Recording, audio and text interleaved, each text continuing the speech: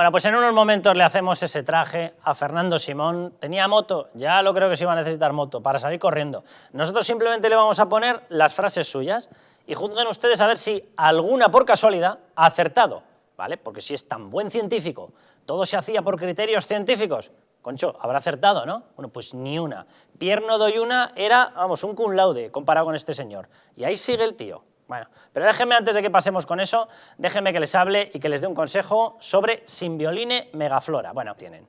Y ahora, con todo el cariño, que prácticamente es cero, con todo el respeto, que no se lo ha ganado, y roza el cero, para Fernando Simón. Atención, vamos con sus frases. Vayan juzgando ustedes si les parecen las frases de un científico o de un activista político camuflado que nos lo han colado en el organismo que tenía que levantar las alertas, recibirlas, publicarlas, advertirnos, y decidió callarse. Ergo es responsable de haber multiplicado lo que tenía que haber tenido una tasa de mortalidad muchísimo más pequeña.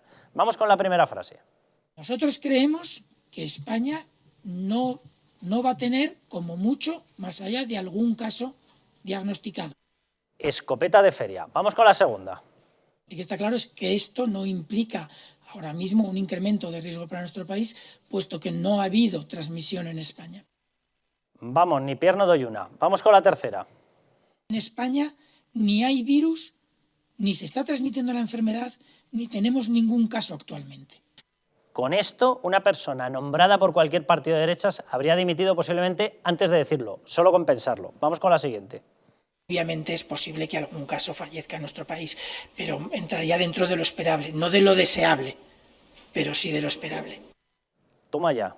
Vamos por 46.000, 47.000 y no sabemos la totalidad básicamente porque nos están ocultando. Otra más. Nosotros nos seguimos manteniendo por ahora en una situación de contención.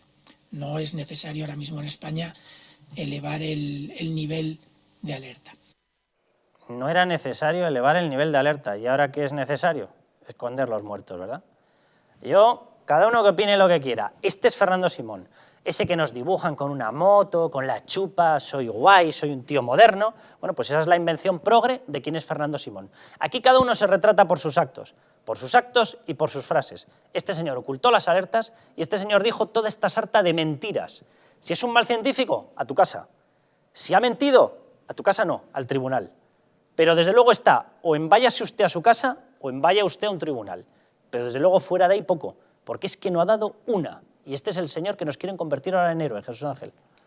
Pues sí, la verdad que es lamentable ver a Fernando Simón como lo quieren plantear la izquierda en un personaje al cual todos les tenemos que dar las gracias por no haber muerto más personas. Fernando Simón, por haber sobrevivido los demás. Exactamente, Fernando Simón se equivoca desde el primer momento. Fernando Simón no es ya que se equivoca, y yo lo que lo ha dicho muy bien Asís, es que Fernando Simón no es que se equivoque, él tiene toda la información. Lo que pasa es que la información no la utiliza para salvar españoles, la utiliza para salvar al gobierno de Falconetti.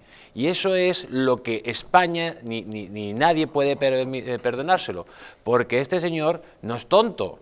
Él no es tonto, él sabrá que viene un virus, como todos sabíamos, con una letalidad brutal, y sabía que se podían tomar, tomando medidas con antelación, se hubiera salvado la vida de los españoles, pero él se plegó las exigencias del Partido Socialista y del Partido Comunista, convirtiéndose no en una persona al servicio de los ciudadanos, sino en un comisario político, y lógicamente la actuación de este señor es lamentable por todos los puntos de vista, desde el punto de vista de que oculta muertos, de que se ha estado riendo en ocasiones, decía que ahora con el reportaje se sonreía, cuando ni siquiera es capaz de reconocer los 50.000 muertos. Yo creo que España, si la sociedad española no tiene un mínimo de dignidad y dice basta a esto, pero por lo menos esos muertos tienen que tener esa dignidad, y si verdaderamente no somos capaces de enterrar y de reconocer a esa generación que levantó este país, no nos merecemos nada más que Fernando Simó y Fernando Simó y Fernando Simó, porque si no íbamos unos miserables como nación y como sociedad si permitimos que este tipo se salga con la suya. Sí, hay dos cosas curiosas. En primer lugar, la importancia que se puede dar en este país o en la opinión pública que un tipo sea simpático o algo parecido. Bueno, eso es lo de menos, ese señor tenía que haber salvado vidas. Pero además es que este reportaje, estas mentiras de Simón o estos errores de Simón no ocurrían en el vacío. Mientras estaba diciéndolas, se estaba enfrentando y estaba intentando neutralizar a los que sí pedían que se adoptaran medidas. Es decir, mientras estaba públicamente diciendo, aquí nosotros no va a haber más allá de 1 o 2 contagios, en ese mismo momento, en realidad un poquito incluso antes, había dado órdenes para que se neutralizara a la petición del jefe de servicios laborales de la policía de que los policías en fronteras y en aduanas adoptaran medidas de seguridad. Así es, este señor fue el que dijo que había que quitarse la mascarilla. Sí, por eso porque digo, es que era contraproducente, pero ¿cómo se puede ser de bestia? En este mismo, pero fíjate que cuando hablas con expertos y tal, te dicen, bueno, hay que tener cuidado con la mascarilla, hay que hacer tal cosa, hay que hacer otra, pero en vez de dedicarse a educar a la población, a decir, a explicar la realidad de la situación, a explicar la necesidad de mascarillas y de otras medidas de protección, a explicar también los errores que uno puede cometer cuando... En vez de eso, lo que hicieron fue denegarlo, pero repito, mientras estaba diciendo estas cosas que habéis puesto en este pequeño reportaje, en enero, en febrero y en parte de marzo, se dedicó a boicotear a todo aquel, a desdecir, etcétera, a todo aquel que pedía o medidas de protección, etcétera. ¿Por qué lo hacía al principio? Yo sostengo que en todo este tiempo lo que ha querido es agradar a sus señoritos, pero en enero y en febrero, y en la primera mitad de febrero, puede que él, además de agradar a sus señoritos, quisiera, digamos, imponer su soberbia y equivocada opinión sobre la de los demás que tenían razón. Ya eso ya sería suficiente para que hubiera dimitido o que hubiera sido fulminantemente destituido. Pero el problema es que según se acercaba los principios de marzo, según se acercaba el 8M, la evidencia del aumento de los contagios y la evidencia de que se habían equivocado era real. Entonces ahí surgió una serie de órdenes subterráneas, pero muy intensas, que nos llegaron a todos, que es todo el mundo callado hasta el 8M, ya nos ocuparemos después del 8M, ahora no podemos hundir este barco en el que nos hemos metido. Entonces eso, lo que empezó a hacer Fernando Simón a mitad de febrero y sobre todo a principios de marzo, fue directamente criminal. Es que se trataba de ocultar datos, se trataba de suspender la provisión de datos en fin de semana para que no hubiera problemas, se trataba de ocultar e incluso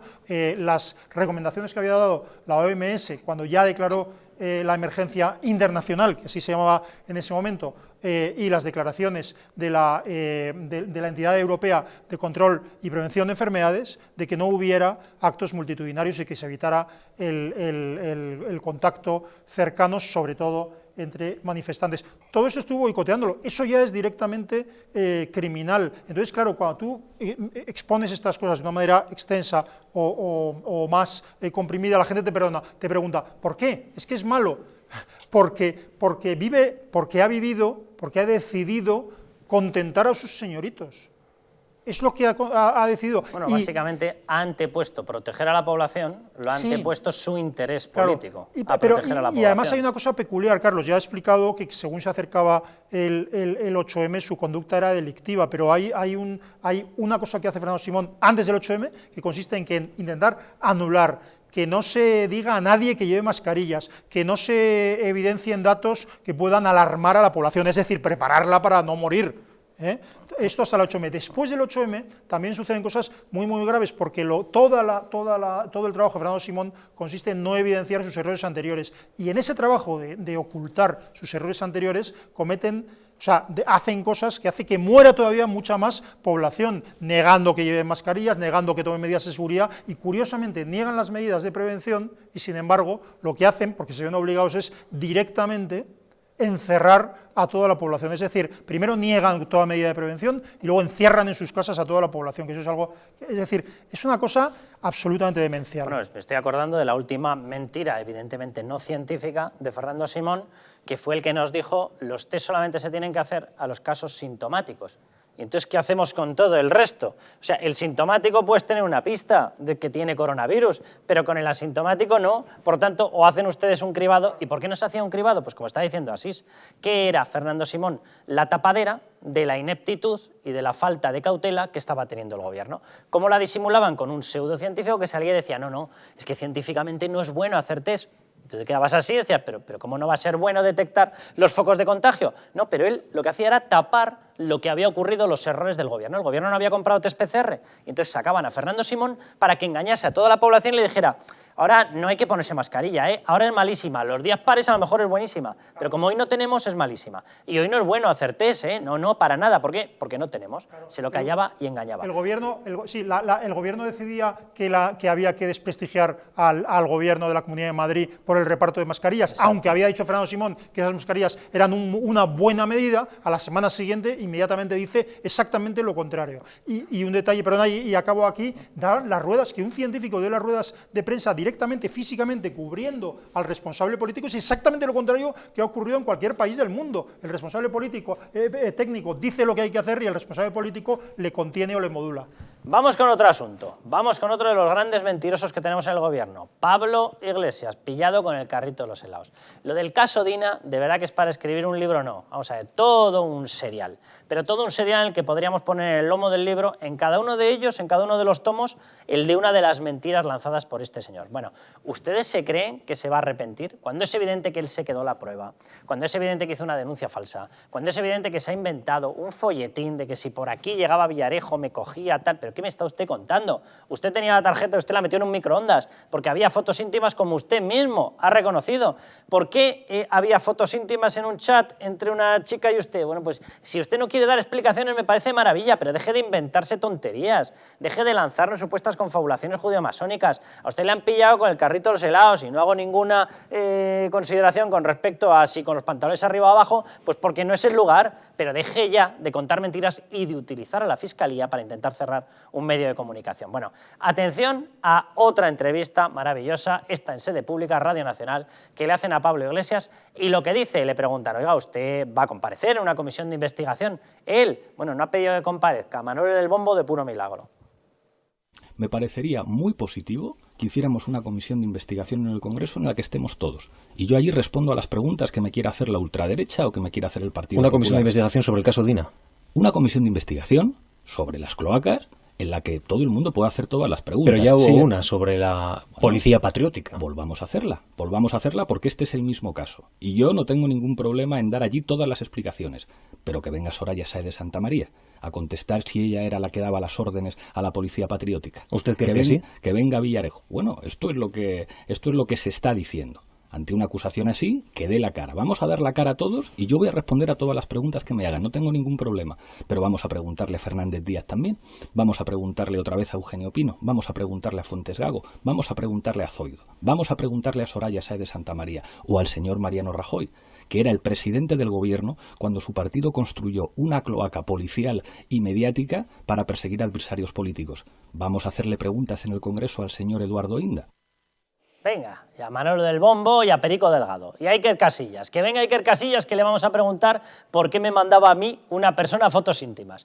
Y por qué cogí yo la tarjeta, porque a mí me la dio el medio de comunicación donde llegó. Oye, ¿quiere usted dar explicaciones? Pues anda que no tenía ahí un micrófono, bien fácil. Haber dicho por qué se quedó la tarjeta, por qué la guardó durante 4 meses, por qué la entregó destruida, por qué había fotos íntimas dirigidas a usted, por qué usted no se la devolvió a la persona que era propietaria de esa tarjeta, por qué una tarjeta que le roban a esa chica pasa por un medio y acaba en usted. Oiga, vamos a ver, usted deje de acusar a todo el mundo. ¿Por qué acaba teniendo usted la tarjeta que le han quitado a esa chica?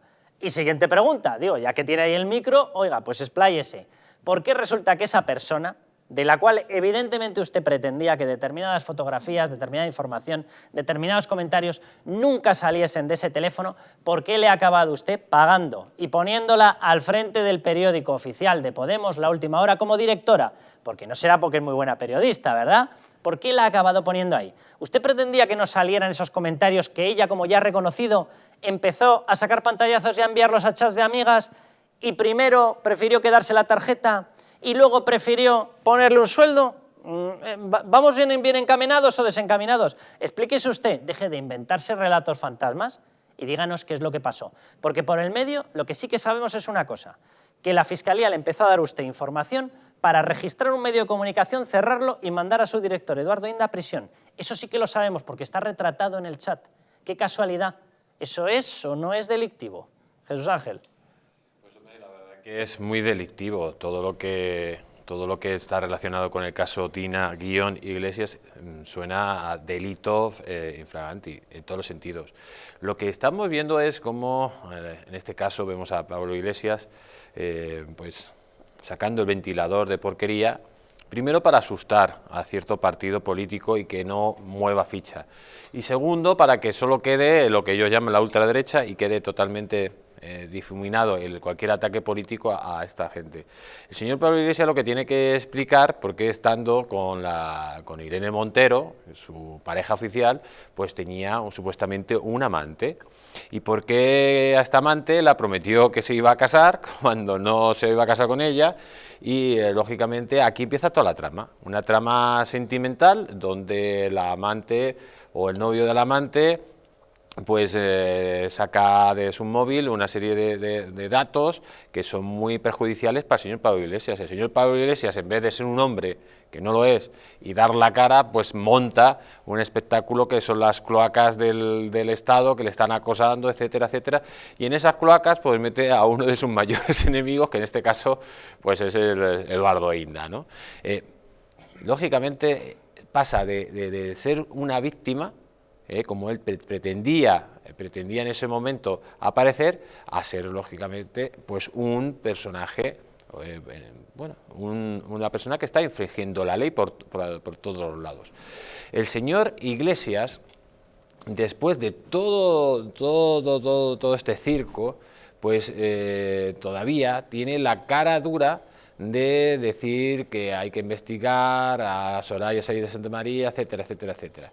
A lo mejor él hizo toda esta trama porque alguien le estaba protegiendo en el 2016, porque toda esta trama empieza en el 2016, y a lo mejor está amenazando a determinadas personas que en ese momento estaban en el gobierno para que paren el acoso. Y además él está muy tranquilo, se siente inmune, porque hemos visto cómo los fiscales están conchavados con los abogados de Podemos, cómo estaban preparando, atención, es que esto es muy grave, si estamos en una democracia hay que tener en cuenta cómo se está preparando un juicio para encerrar a una persona inocente y cerrar un medio de comunicación, utilizando los soportes del Estado. En las últimas frases que se han filtrado de ese chat y en las últimas conversaciones que han aparecido ya filtradas en prensa, se relata cómo Marta Flor, la abogada de Pablo Iglesias y de Podemos, tenía conocimiento de un registro que se estaba planteando y planeando en OK Diario. Y lo conocía la abogada de una de las partes. ¿Pero qué es esto? ¿Pero qué información tenían? Es que ya uno llega a pensar que el registro, quien lo había pedido y quien lo había planificado, era precisamente Podemos. ¿Pero por qué tiene ella constancia de que se va a registrar un medio de comunicación? Registro que se tuvo que parar porque no tenía ni pies ni cabeza y era una barbaridad. ¿Pero por qué lo sabía? Y además dos cosas. Es curioso porque, por ejemplo, entre las cosas que sabemos de este caso, que sabemos porque están confirmadas, es que la propia Dina filtró a sus amigas, ella misma lo ha dicho, pantallazos que luego salieron, en primer lugar, y en segundo lugar, que ha mentido.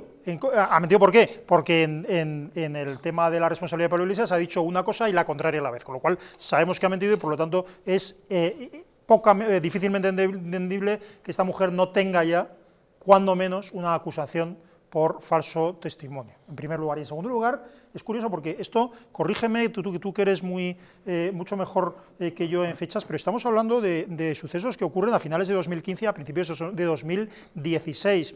¿Por qué digo esto? Porque de lo que estamos hablando es de que Pablo Iglesias, yo esto lo digo y lo repito, Pablo Iglesias era, bueno, voy a medir las palabras, era un tipo tramposo y mentiroso desde el principio, no solo desde 2014, ya antes de 2014 había entrado en las componendas más ilegales y delictivas que se puede imaginar. Ya antes de 2014 estaba colaborando con el régimen de Irán y lo justificaba públicamente. Ya antes de 2014, antes había visitado Venezuela, ejercido como profesor como profesor bien remunerado de doctrina política a los funcionarios venezolanos y colaborado con los asesinos sanguinarios de la narcodictadura. Es decir, ya antes y después, en esta fecha 2015-2016, ya estaba confabulando para manipular un procedimiento judicial en connivencia con los propios fiscales, obteniendo información de sumarios secretos. Todo esto lo está haciendo ese Pablo Iglesias, que mientras está diciendo esto, está hablando de regenerar la vida política y de no sé qué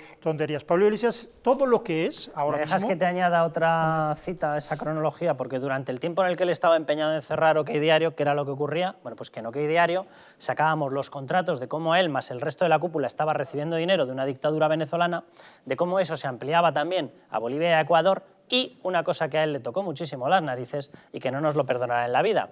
Le sacamos el extracto de la cuenta en la cual había 270 y pico mil dólares ingresados en una cuenta en un paraíso fiscal en Granadina y que procedía de la dictadura venezolana. Eso lo perdió con sentencia judicial, lo perdió en los tribunales. No nos lo perdonará en la vida.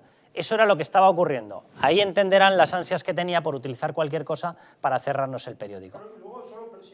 Permite solo un añadido, o sea, todo esto es un escándalo, pero el simple hecho de que un vicepresidente del gobierno, ya no es el activista que estaba alrededor del Congreso tirando piedras, ¿no? Que un vicepresidente del gobierno se permita el lujo de que cuando le pregunta un medio de comunicación insultar, los tipejos como este, como lo otro, presuntos periodistas, insultar a medios de comunicación, es que eso no ocurre en ninguna democracia occidental.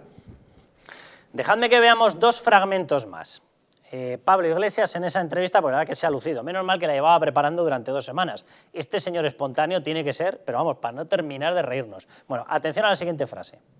Eso, le roban el móvil, se hacen muchas copias, yo recibo una de esas copias, que me dicen que a lo mejor con suerte es la única copia, y creo que cuando el señor Asensio me dijo ¿Y por eso usted la custodia? Hombre, Para protegerla. Hombre, creo que es... No, o sea, cuando a mí me dan la copia, lo que me dice el señor Asensio, y creo que él me dijo la verdad, aunque a él no le dijeran la verdad. Me dice, esta es la única que nosotros tenemos, y puede que sea la única que exista. Entonces, cuando en su despacho yo examino el contenido, y veo el contenido de lo que hay ahí, y tomo una decisión, que es no someter a Dina Busseljan a más presión. Entonces yo veo allí que hay una serie de fotografías íntimas, que a mí estos señores me dicen que es la única copia, pero ¿quién puede saber eso? Es que es muy grande. Me dan una cosa que no es mía y yo me la quedo para custodiarla y protegerle. Y el periodista le pregunta, para custodiarla, ¿verdad? Nada, ya saben, si les dan un coche que no es suyo, ustedes se lo quedan para custodiarlo, y protegerlo. Atención con la siguiente frase, que es que ya, vamos, ya es rizar el rizo, allá va él. Y sabemos que el contenido de ese móvil, que incluye fotos íntimas de una mujer de 20 y tantos años, ha estado en el diario El Mundo, en OK Diario, en manos de tipejos como Eduardo Inda, en manos del Confidencial, en manos de miembros de la policía llamada Patriótica porque se lo entregó Villarejo, y que de ese móvil salieron informaciones que se utilizaron para intentar perjudicarnos. Vamos a ver, vamos a retomar esta frase, te voy a dejar el último comentario, Jesús Ángel, que luego nos tenemos que ir a publicidad. Había estado en El Mundo, en El Confidencial, en Interview obviamente, porque de Interview es de donde se lo dan, en manos, claro, en manos de Eduardo Inda, lo había tenido la policía. ¿Y contra qué único medio carga él? Contra OK Diario. Pero ¿por qué no se va a contar mentiras tralará a su pueblo? Pero vamos a ver, si de veras ha pasado por todos esos sitios y usted tenía un bien que no era suyo, que usted se lo estaba custodiando, usted se lo estaba mangando. ¿Pero por qué lo tenía usted? Y además cita todos los medios por los que ha pasado y dice, pero, de Gorgorito, ¿dónde vas tú tan bonito? Solo voy contra OK Diario. Pero bueno, disimule un poco, usted se ha inventado todo este folletín para cargar contra OK Diario y cerrarlo, porque nos odia, cosa que llevamos con un orgullo tremendo, tremendo. Jesús Ángel. Bueno, en primer lugar, lógicamente hay que ver el periodista que le hace la entrevista, porque es de Aurora Boreal. El tipo, cuando le está preguntando, le está contando un cuento chino y no es capaz ni de hacerle una réplica, ¿no? Se somete como un gusano directamente a las pretensiones del amado líder. Una cosa muy importante de este caso, muy importante, cómo todavía los fiscales Estampa y Guerrero, no los han quitado del caso. Eso es tremendo. Esto es increíble. Dos fiscales que junto a la abogada de Pablo Iglesias, que al parecer uno era pareja de ella, están conchavados para intentar meter a la cárcel al director de un periódico y cerrar un medio de comunicación.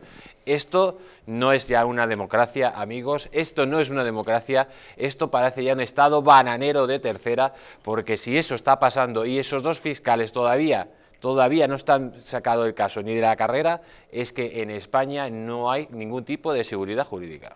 Bueno, nos vamos a publicidad y volvemos con un susto. ¿Qué susto? Pues los impuestos que nos van a meter por todas partes. Y una comparativa para que vean, ¿se puede hacer o no se puede hacer otra cosa? Claro que se puede. En el resto de países lo están haciendo. Vamos a publicidad y volvemos ya.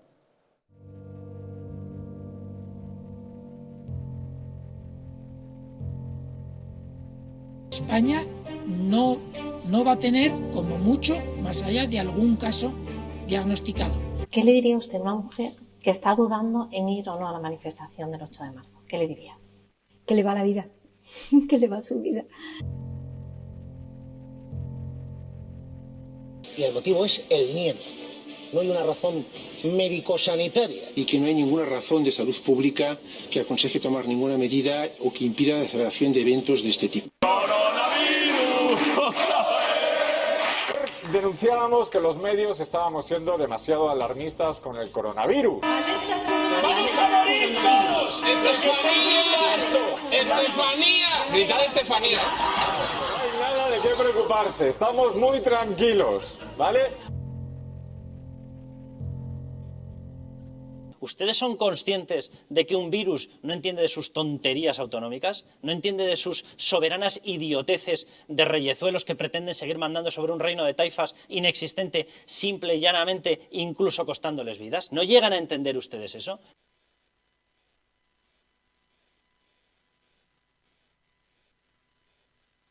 Para que no se vuelva a repetir, colabora con nosotros y lucharemos por ti.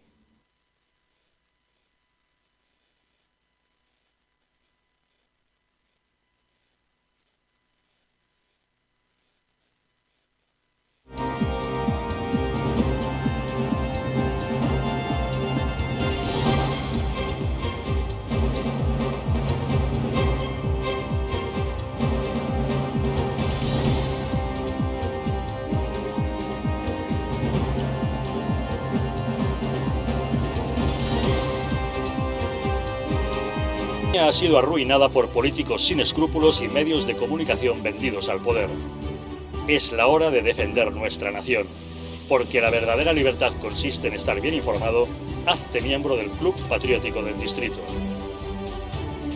Dependiendo del nivel, podrás tener acceso a contenidos exclusivos y conocer a nuestros presentadores y colaboradores. Y por último, podrás convertirte en un auténtico contertulio de los intocables y acompañarnos en nuestra comida semestral de amigos. Nosotros invitamos. Únete al Club Patriótico del Distrito, la televisión de la resistencia. En patreon.com/DistritoTV o llamando al 913-719-167. El estrés, la ansiedad y un ritmo acelerado de vida influyen de forma directa en la calidad de nuestro sueño. Calm Plus de Mundo Natural es una combinación de aminoácidos esenciales como el L-triptófano, precursor de la serotonina, y la vitamina B6, que contribuye al funcionamiento normal del sistema nervioso y a disminuir el cansancio y la fatiga. Vive con tranquilidad. Calm Plus de Mundo Natural.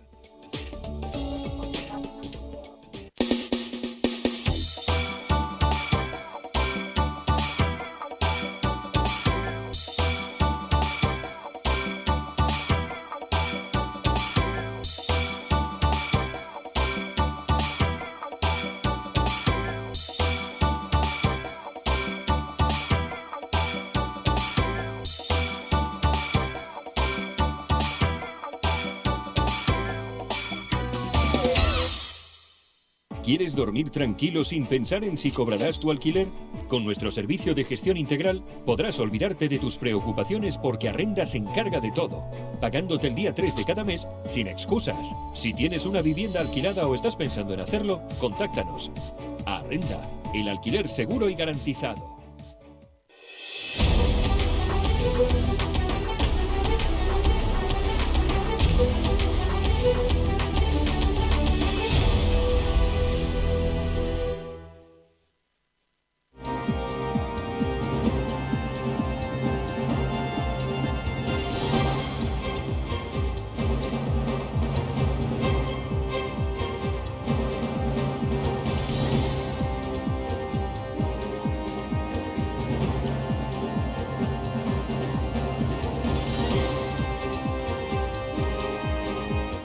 Bueno, pues como en nada les vamos a hablar de subidas de impuestos, tómenselo con calma, con CalPlus. Bueno, en estos días nos encontramos en los domicilios, inmersos en muchas tareas de teletrabajo, de atender a los niños, que si los deberes, las labores caseras, la compra, muchas tareas que no pueden o que nos pueden estresar o incluso en la situación actual afectar al sueño. Bueno, por eso hoy les presentamos CalPlus de Mundo Natural, un complemento a base de 2 aminoácidos esenciales como L-triptófano y L-treonina y una sustancia activa como L-teanina, una combinación que CalPlus complementa con nutrientes como la nicotinamida y la piridoxina, que contribuyen al funcionamiento normal del sistema nervioso y la función psicológica normal, y que además ayudan a disminuir el cansancio y la fatiga y mejoran el estado de ánimo. Relájense y encuentren CalPlus en su tienda habitual y en parafarmacias Mundo Natural. ¿Que prefieren quedarse en casa y pedirlo? Bueno, pues les decimos cómo lo pueden hacer. A través de la web parafarmaciamundonatural.es o llamando al teléfono 91 446 0000. Si quieren, se quedan en casa, lo pueden pedir, pero quédense con CalPlus de Mundo Natural.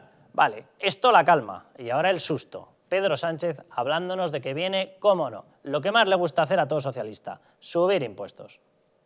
Nosotros vamos a hacer una reforma fiscal porque tenemos 7 puntos por debajo de ingresos públicos de la media europea. Queremos tener un estado del bienestar robusto y lo vamos a hacer con justicia fiscal. Con justicia fiscal, no sabía yo que así se le llamaba ahora a saquear los ahorros de los españoles, justicia fiscal. Bueno, ¿se puede hacer otra cosa? No solamente es que se pueda, sino que lo están haciendo. ¿Quién? ¿Nosotros? No, en absoluto. Nosotros, como dice Pedro Sánchez, a la tortura fiscal. Aquí hay veces que se habla de paraísos, nosotros el infierno fiscal. Es lo que le gusta a los socialcomunistas. Bueno, ¿qué es lo que está ocurriendo? En España, se lo vamos a resumir, en Alemania y en Italia, simplemente por poner dos países, claro, una pequeña diferencia. En Alemania tienen un gobierno comandado por Merkel, que es una persona que se viste por los pies, formada, que sabe gobernar, que sabe mandar dentro de su país en instancias europeas, es decir, una persona, un mandatario, pues como Dios manda. Y en Italia, ¿qué es lo que tienen? Pues han puesto al frente de ese comité de expertos de la reconstrucción a un señor como el señor Colau, que directamente es que ha sido durante una década el cargo máximo, el CEO internacional de Vodafone.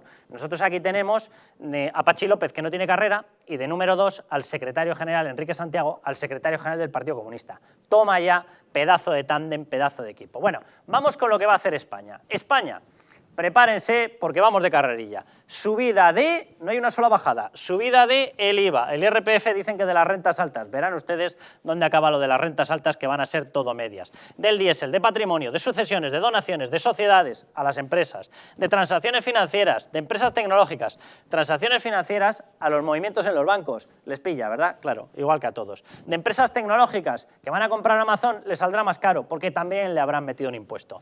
Subidas de todo esto. Esto es España con Pedro Sánchez y con Pablo Iglesias. Vamos a lo que va a hacer Alemania. De esto, ni una. Todo lo contrario. Bajada. ¿Dónde lo va a centralizar la bajada de impuestos?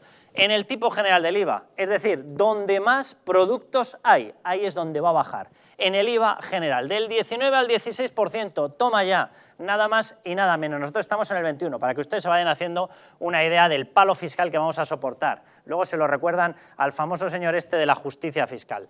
Del IVA reducido también lo van a rebajar, del 7 al 5%. Resultado, 20.000 millones de euros en rebajas de impuestos. Eso es lo que van a permitir que la gente tenga para superar la crisis. Sí, señor, lo que suele hacerse cuando se tiene sentido común.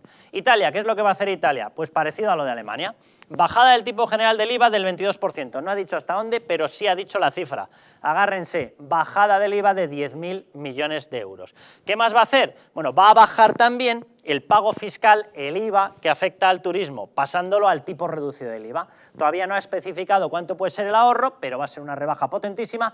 ¿Al turismo para qué? Para competir con nosotros. ¿Qué es lo que va a hacer Pedro Sánchez? Subirnos los impuestos para que aquí no pueda venir nadie. Bueno, pues dos tesis económicas distintas. Ha anunciado ya rebaja el IRPF y ha anunciado también que las rebajas totales serán de unos 15.000 millones de euros en impuestos.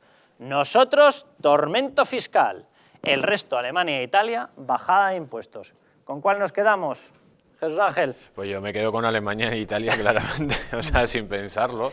Es que todo va en escala, o sea, bueno, no en el caso de Italia, pero por ejemplo Alemania, pues no solo ha gestionado la crisis sanitaria de una forma, ha gestionado la crisis económica de otra, y ahora lo que está reforzando es, primero, que la gente pueda seguir viviendo, que las empresas puedan seguir manteniendo los puestos de trabajo. Sin embargo, aquí hacen todo lo contrario. Aquí, en vez de ayudar a las empresas, de poder mantener el puesto de trabajo, no, lo que van a subir es los impuestos para crear un infierno fiscal. Porque esto es lo que va a hacer, no justicia fiscal, no, esto es un infierno fiscal y un saqueo fiscal a todos los españoles. Primero, no meten el rollo patatero de siempre, no, es que es a los ricos, con los ricos subiendo los impuestos no recaudarían dinero, al final siempre va a la clase media, al final siempre va al conjunto del ciudadano, al cual siempre le están metiendo la mano en el bolsillo. Y yo estaría de acuerdo que me metiera la mano en el bolsillo un gobierno que fuera capaz de utilizar esos recursos para salvar a la nación. Estaría muy de acuerdo. Lo que no estoy de acuerdo es que este gobierno de ineptos, procomunista, pues lo que pretenda es destruir lo que queda de tejido industrial, porque lo que pretenden es instalar un Estado comunista subsidiando a la mitad de la población. Esto es lo que no estoy de acuerdo. Y lo que no estoy de acuerdo es que se mantengan a 20.000 chiringuitos de amiguetes, enchufados, etcétera, con este asalto fiscal. Lo que no estoy de acuerdo es que haya ministros que no se conoce ni su nombre en el Consejo de Ministros, que haya paniaguaos dentro de la administración que están viviendo a costa del esfuerzo y el sacrificio de miles y miles de españoles que no tienen para llegar a final de mes. Claro, a eso no estoy de acuerdo, pero lógicamente esta gente no pretende salvar el tejido industrial, no lo pretende. Saben que estas medidas va a ser la puntilla para la economía española y nos llevan directamente al infierno económico. Manuel Llamas, ¿cómo estás? Buenas noches. ¿Tenemos por ahí ya? A ver si te veo. Ahí te vemos ya. Manuel, ¿qué tal estás? ¿Qué tal, Carlos? Muy buenas. Bueno, estábamos describiendo nuestro modelo de castigo fiscal, de tormento fiscal, el que nos quiere poner Pedro Sánchez. Esto yo creo que va a ser de las pocas cosas que cumpla de su programa. El resto de la ayuda, del escudo social. Ahora, esto, lo del castigo, seguro que lo lleva hasta el final. Y luego hemos explicado el modelo alemán y el modelo italiano. ¿Se puede, Manuel, o no se puede hacer otra cosa que atormentarnos? Y cuanto peor lo estamos pasando, cuando tenemos una situación más lamentable, cuanta más amenaza tenemos a las empresas y al empleo, ¿no se les ocurre otra cosa que subirnos los impuestos? Pues por desgracia así es. De hecho, está en el programa de gobierno que firmó Pedro Sánchez con Pablo Iglesias, ya estaba contemplada una fuerte subida fiscal y esta misma semana lo ha confirmado el gobierno. Yo estoy convencido de que esta subida de impuestos se iba a producir sí o sí, con crisis de coronavirus o sin ella. Pero el hacerlo ahora, tal y como ha anunciado el presidente del gobierno, para que entre en vigor muy posiblemente el próximo año, hacerlo ahora es absolutamente mortal para la economía española. Estamos en medio de una recesión absolutamente histórica, la mayor recesión en tiempos de paz. No hay una situación similar desde la guerra civil con una caída tan pronunciada del PIB. Nos vamos a ir este año, a cierre del ejercicio, a un déficit de 2 dígitos, muy posiblemente un agujero fiscal superior a los 100.000 millones de euros, con una deuda pública próxima al 120% del PIB. Por lo tanto, vamos a necesitar muy seguramente un rescate por parte de Europa. ¿Y qué es lo que plantea el gobierno en esta situación? Pues lo peor que se puede hacer, que es quitarle recursos a las empresas y a las familias, reducir todavía más su capacidad de ahorro, su capacidad de inversión, su capacidad de consumo. Y como consecuencia de ello, la situación económica se puede agravar. La recuperación será mucho más difícil. Déjame, Manuel, que te pregunte precisamente por eso, porque los datos que hemos observado en los que se apunta a caídas del 12, del 14%, no han tenido en cuenta lo que acabamos de explicar. Es decir, Si a esa dinámica nefasta que ya han emprendido estos señores le sumamos el hecho de esa subida masiva de impuestos, ¿qué es lo que puede ocurrir? ¿Hasta dónde podemos caer? Bueno, el problema es que se va a prolongar la crisis económica. En lugar de experimentar una recuperación en forma de V, más o menos intensa, tal y como van a experimentar otros muchos países, en el caso de España, la recuperación en lugar de V adoptaría una forma de L prácticamente. Es decir, es posible que haya un rebote económico en los próximos meses, pero la cuestión clave es cuándo recuperaremos el nivel de riqueza previo a la crisis del coronavirus, el nivel de riqueza que registrábamos a cierre del año 2019. El Banco de España ya ha advertido que en caso de que todo vaya bien, tardaríamos como mínimo 2 o 3 años. El problema es que si hacemos las cosas mal, esa recuperación se puede postergar, puede ser mucho más lenta, mucho más complicada y como consecuencia eso va a significar un empobrecimiento generalizado de la sociedad durante mucho más tiempo. Eso va a significar una tasa de paro absolutamente desbocada y prolongada en el tiempo y una recuperación económica mucho más débil. Y la peor forma de conseguir esa recuperación es precisamente la que está mostrando Pedro Sánchez y Pablo Iglesias, poniendo trabas, más problemas a la actividad empresarial y restando recursos al sector privado mediante subidas de impuestos. Déjame que te haga una última pregunta muy rápida. ¿Tú crees que nos libramos de estos señores en el gobierno antes de que materialicen este plan? Yo creo que la clave, Carlos, va a ser el rescate de Europa. Yo creo que tenemos la gran suerte de que España está dentro de la Unión Europea. Y digo tenemos la gran suerte dentro de la Unión Europea y dentro del euro. Digo la gran suerte porque nos protegen, digamos que es nuestro salvavidas frente a nuestros propios gobernantes. Y en este caso, si finalmente Europa sale al rescate de España y nos prestan del orden de 140, 160.000 millones de euros, que son las cifras que se están barajando en estos momentos en Bruselas, yo creo que eso va a llevar consecuencias, va a traer consecuencias, van a exigir condiciones. Y la clave del asunto a nivel político es, en un escenario como ese, de rescate por parte de Europa, ¿qué va a hacer Podemos? ¿Podemos va a aceptar la receta de austeridad, de recortes de gasto público, de reformas estructurales que va a exigir la Troika, tal y como exigió a otros países durante la pasada crisis de deuda, durante la pasada crisis del euro? Yo lo veo ciertamente complicado el mantener ese discurso, por lo tanto es muy posible que suponga un punto de fricción insalvable para la actual coalición, de tal forma que Podemos, pues a lo mejor sale del gobierno o directamente se rompe ese acuerdo debido a esas exigencias de Bruselas. Hay que recordar, Carlos, que Podemos es la gran pesadilla de muchos de los países que están dispuestos a prestarle dinero a España. Digamos que las élites europeas no quieren en ningún caso que prestarle dinero a un país en el que están gobernando los comunistas, porque saben que eso supone un alto riesgo. Por lo tanto, yo creo que ese factor va a ser determinante y si finalmente se rompe la coalición, es posible que haya un adelanto electoral. Pues menudo panorama, Manuel. Un abrazo muy fuerte. Fuerte abrazo, hasta luego. Bueno, pues eso es lo que hay. Atención a Pedro Sánchez. Escuchen esto. Según él, no está dejando tirada a nadie, ¿no? Que va. Que nadie se va a quedar atrás en la respuesta a la crisis social, económica y sanitaria. Nosotros no disimulamos. Somos el rojo del Partido Socialista y estamos aquí para dar una respuesta social a la crisis económica, social y sanitaria del país. No dejamos tirada a nadie. Bueno, repaso rápido, no dejamos tirada a nadie. No, ¿qué va? Usted deja tirado a 8 millones de españoles. Por ahora. Ahora, claro, teniendo en cuenta que es incapaz de asumir 47.000 personas fallecidas, como para pensar que va a asumir 8 millones de personas a las que ha dejado tiradas. Pues una mentira más, ¿y qué más le da a este señor? Vamos a recontar estos 8 millones de personas que ya están sufriendo económicamente la crisis del coronavirus / la crisis de la ineptitud de este gobierno socialcomunista. Solamente con cifras de parados oficiales. 3,8 millones largos, muy largos, 3,8 millones de personas que están en estos momentos en el paro. La expectativa, que haya muchos más. Eso es lo que dicen todos los analistas económicos. Los afectados por ERTE, 2,99, es decir, prácticamente 3 millones de personas. Vayan sumando. Autónomos con cese de actividad. A estos sistemáticamente los sacan de las estadísticas. Es una cosa maravillosa lo de este gobierno. Es como si el hecho de ser autónomo fuese pecaminoso. Oiga, son autónomos, son gente que trabaja a destajo, que muchas veces no tiene ni vacaciones con tal de mantener los negocios. ¿Les importaría tenerlos en cuenta en las estadísticas? Bueno, de estos hay 1,4 millones de personas. Resultado, 8,2 millones de personas, que no deja tirado a nadie.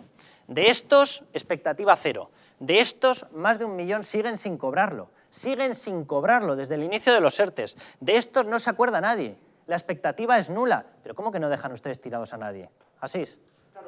La situación es catastrófica, entonces, ante esto, ¿qué se puede hacer? O convertir a todas estas personas en dependientes para siempre, que es lo que parece que quieren hacer, o darles una oportunidad a los autónomos de volver a realizar enfermedad, darles una oportunidad a los afectados por el ERTE de que no se conviertan en ERES y en parados permanentes, y darles una oportunidad a los parados oficiales de que encuentren un empleo. ¿Cómo se hace esto? Hombre, facilitándoles las cosas, y una de las formas de facilitarles es reducirles los impuestos. Está clarísimo que eso es muy difícil. Claro que es difícil. ¿Por qué es difícil? Porque el Estado se encuentra ante unas necesidades de gasto. Lo primero que tenía que haber hecho el Estado, el Gobierno, no ahora, hace 3 meses, es empezar a hacer un plan inmediato para ver cuáles eran los gastos prioritarios, para ver de dónde se podía recortar el dinero. ¿Para qué recortar el dinero? Para 2 cosas. Una, para atender a los gastos que vas a tener por la situación. Y 2, precisamente para poder bajar los impuestos a todas estas personas, para dar una oportunidad a estas personas. Están condenando a la economía española la están condenando,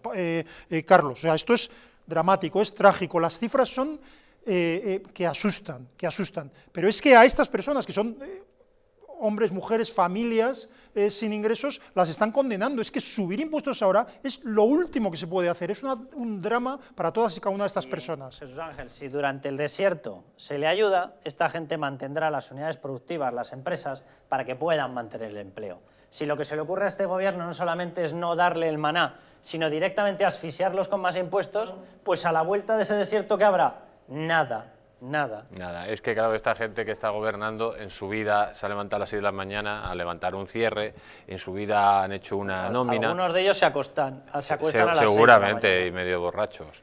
Pues en su vida han pagado nóminas, han tenido que pagar la luz, no han estado el 30 de cada mes pues sufriendo para ver si puede pagar las nóminas. Es que tenemos una pandilla de incompetentes que no saben lo que es trabajar, no saben lo que es la economía, no saben lo que es la propia vida. Son una serie de paniaguados que han ido sufriendo, unos por estar en contacto con narcodictaduras, que los han introducido aquí directamente, el otro pues ser el ir lamiéndole lo que ya sabemos a determinadas personas y a llegar al presidente de gobierno. Entonces, esta gente de ineptos han llegado y saben que solo se pueden mantener en el poder de una forma. Ellos saben que tarde o temprano son incapaces de solucionar la economía, pero tienen un plan, y su plan es subvencionar a la mitad de la población. Durante un tiempo van a subvencionar a la mitad de la población, como se hizo en la Venezuela de Maduro. Y en ese proceso de subvención, de callar bocas, de estómagos agradecidos, seguirán en su proceso revolucionario. Dicen, es que Europa es nuestra salvación. Yo es que no me fío de Europa. Después de que el señor Puigdemont esté tranquilamente en Bélgica y lo hayan detenido en Alemania y tampoco lo hayan extraditado, Europa va a lo suyo, cada país va a lo suyo. Y esta gente seguramente que cogerá y le darán el dinero con condiciones, pero si es que Pedro Sánchez ha presentado 18 presupuestos a Europa y no ha cumplido ninguno. Si es que Pedro Sánchez tenía que haber bajado el déficit constantemente y no lo ha hecho, y Europa no ha hecho absolutamente nada.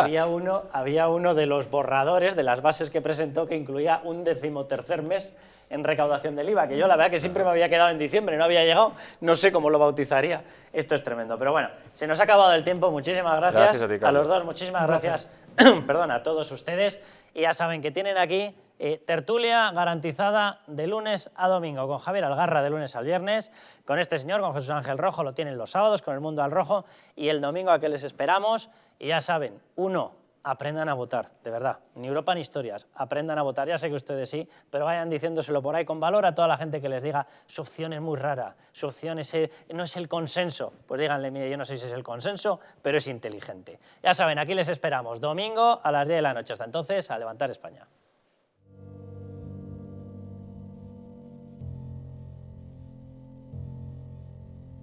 España no va a tener, como mucho, más allá de algún caso diagnosticado. ¿Qué le diría usted a una mujer que está dudando en ir o no a la manifestación del 8 de marzo? ¿Qué le diría? Que le va la vida, que le va su vida. Y el motivo es el miedo. No hay una razón médico-sanitaria. Y que no hay ninguna razón de salud pública que aconseje tomar ninguna medida o que impida la celebración de eventos de este tipo. Denunciábamos que los medios estábamos siendo demasiado alarmistas con el coronavirus. ¡Vamos a morir todos! ¡Estefanía! ¡Estefanía! Gritad Estefanía. No hay nada de qué preocuparse, estamos muy tranquilos, ¿vale? ¿Ustedes son conscientes de que un virus no entiende de sus tonterías autonómicas? ¿No entiende de sus soberanas idioteces de reyezuelos que pretenden seguir mandando sobre un reino de taifas inexistente, simple y llanamente, incluso costándoles vidas? ¿No llegan a entender ustedes eso?